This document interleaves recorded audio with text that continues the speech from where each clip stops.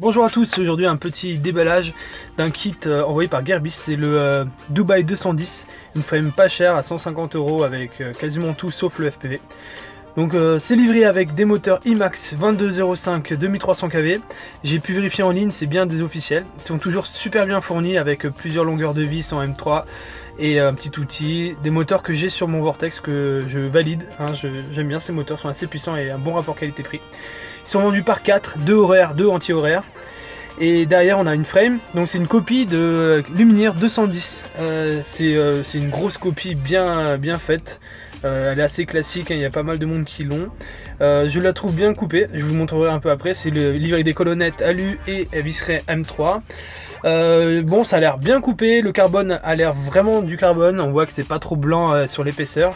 Bon, bah, à part un petit ajustement un peu pourri au niveau de la joue, au niveau de la caméra, le reste c'est quand même super bien coupé, c'est très propre. Bon, pour une copie c'est pas mal. Après le carbone il m'a l'air un peu léger, il faudra voir sur le terrain si ça tient vraiment le coup.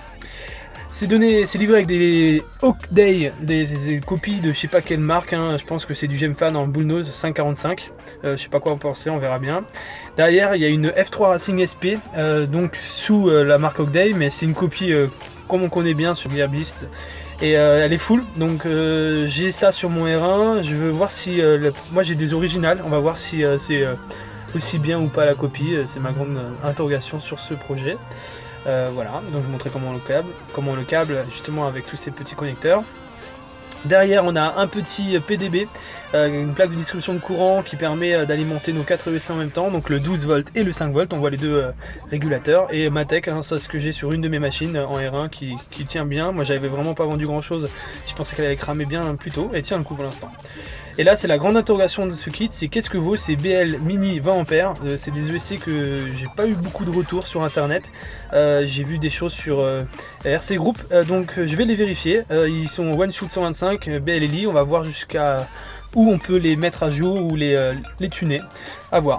Bon ben voilà, j'ai accepté d'essayer ce kit parce que d'habitude moi je vole qu'en deux machines, le R1 et le Vortex, donc des grosses machines bien lourdes, et là c'est une machine légère et j'ai beaucoup de gens qui me demandent qu'est-ce qui est intéressant et pas cher.